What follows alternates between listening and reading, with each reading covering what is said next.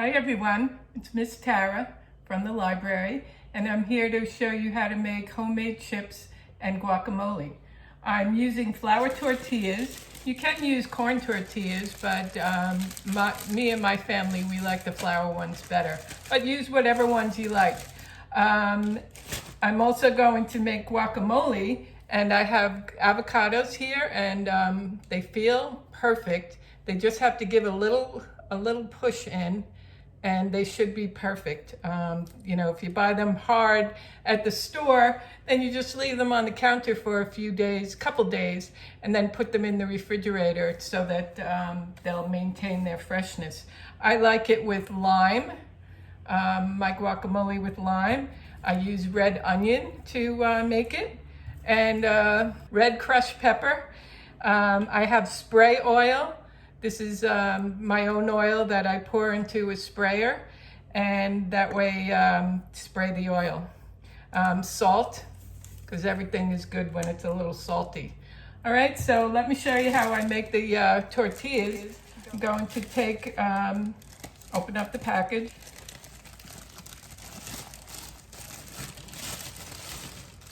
And actually, I'm going to start the oven.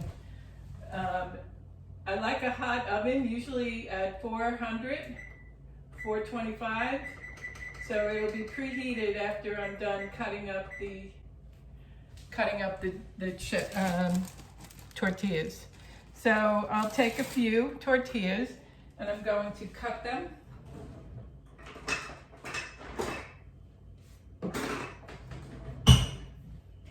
Into quarters.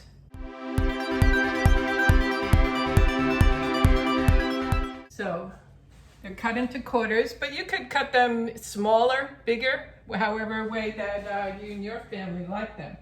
And I've just discovered parchment baking paper, and I'm going to try that tonight. Helps with the cleanup.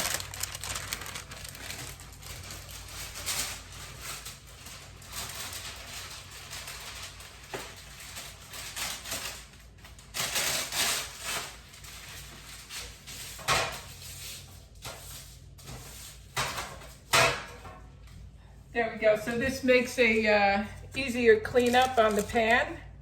And I'll take the cut flour tortillas. And I'll take this spray oil. And you just pump it up. I like using this kind of oil better because then I can use my own olive oil or peanut oil, whatever oil that I want to use. And honestly, I do put a lot of oil on it. I think it makes it nice and crispy. And I just, since I only have a few of them, I'm going to spray them individually.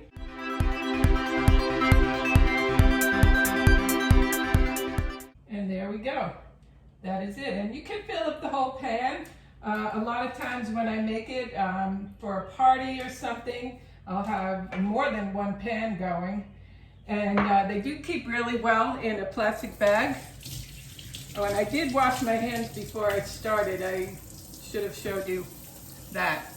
It's important. I know we're all washing our hands a lot these days. I did wash my hands before I started the video. But here we go.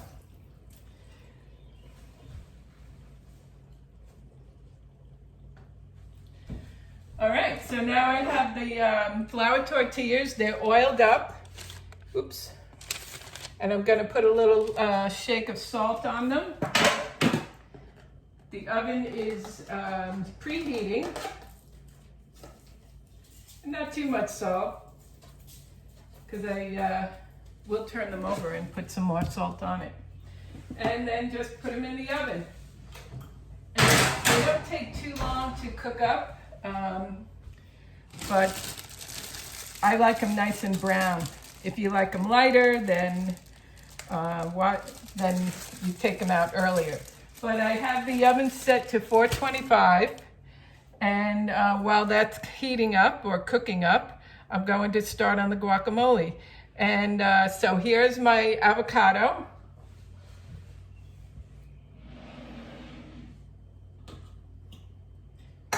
And I like to cut the avocado first just to be sure that it's going to be fresh and good to use. Ah, that looks beautiful. Beautifully soft avocado. No black spots in it. It's going to be wonderful. And then I just peel it off, and here's my little bowl that I'm going to use.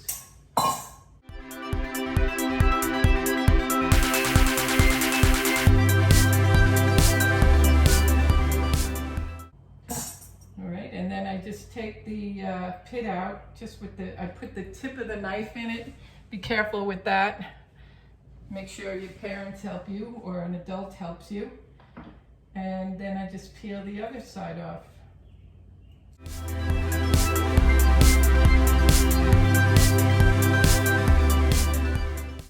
There we go.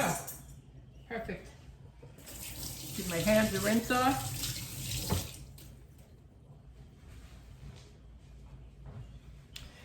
Now I like to use red onion in my guacamole. So, and since I only have one avocado in there, I'm just going to use a piece of the onion. This one needs a bigger knife. There we go. And I'll peel the whole thing and then just put the rest that I don't use in the refrigerator, because a nice red onion is a nice treat anytime. All right, and I dice it. And dicing is cutting it up into small, tiny pieces. Usually they're even, supposed to be even. That's a nice dice, is even. But I think I got a good dice going here. Make sure you keep your fingers away from the knife. You hold your fingers bent back as well as you can, so that you don't get them caught under the knife.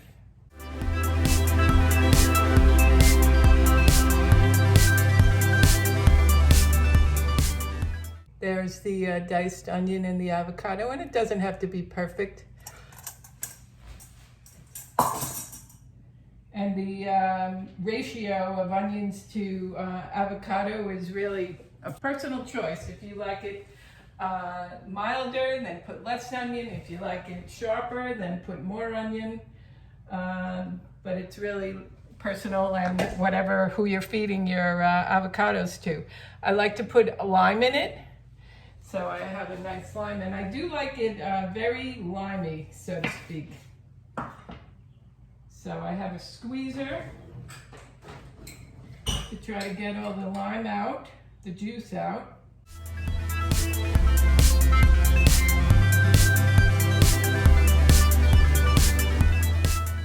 And one thing I forgot to take out of the refrigerator, I'm going to make it tonight with mango. So I have some cut up mango that I cut up yesterday. So I'm going to put a little bit of that in here. The ratio for this, probably as much avocado as you have, maybe a little less. All right, so again, this is all personal taste. I only discovered using mango in avocado just very recently, and now it's my new favorite. So I'm going to cut that up into a dice, or a rough dice, a rough chop.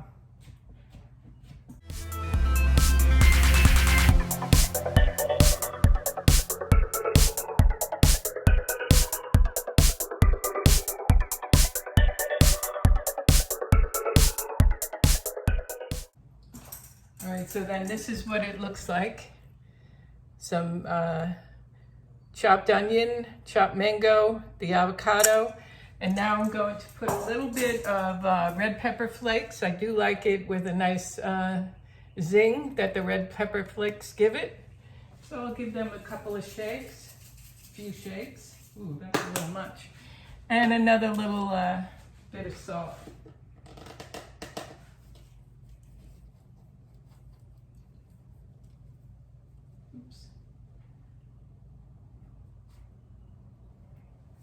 There we go.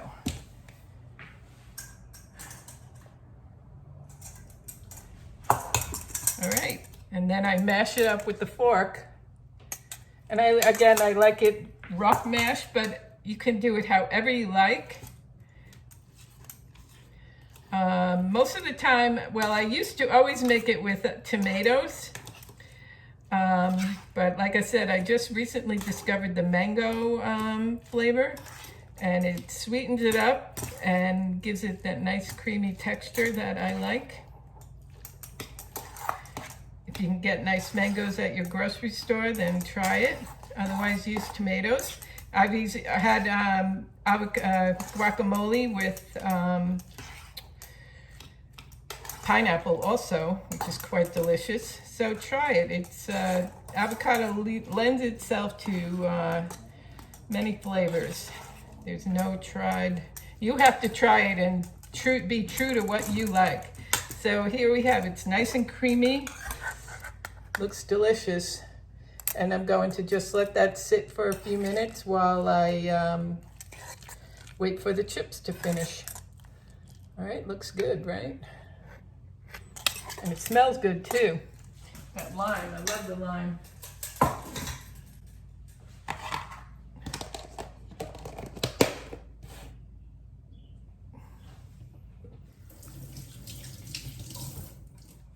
All right, so I'm going to take my cuttings out to my compost pile. I hope that you have a compost pile in your backyard. If you have a backyard, you can put all of your vegetable and fruit cuttings, your coffee grounds, your eggs, eggshells if you have them, and just put them in a compost pile, and eventually, or in a short period of time, it'll turn into a nice compost that you can use in your garden pots. It's a great way to renew the food. Then it gets all that messy stuff out of your garbage pail, so your garbage won't be, your kitchen garbage won't be so gross, really. So give it a try. See if you don't have a compost pile yet, and consider this as an added feature to chips and guacamole. All right, I'll be back. All right, I'm back. Let's see what the oven looks like. They smell like they're cooking. So they're starting to bubble up. They're still a little pale, but I'm going to flip them over with a pair of tongs. And when you have a lot of them, you can do it with a spatula, however works for you. But these are ready to get flipped over. There's plenty of oil on them.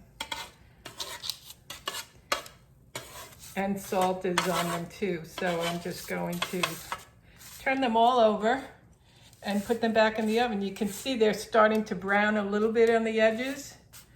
And I do like them very toasty. So I'm going to give them a few more minutes in the oven.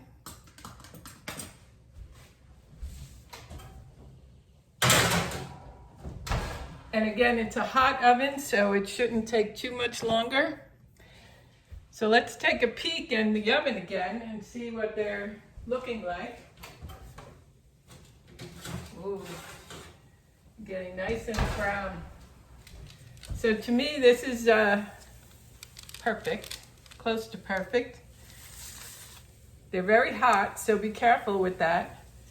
And they're ready to eat now. Well, as soon as they cool off, otherwise you'll burn your mouth.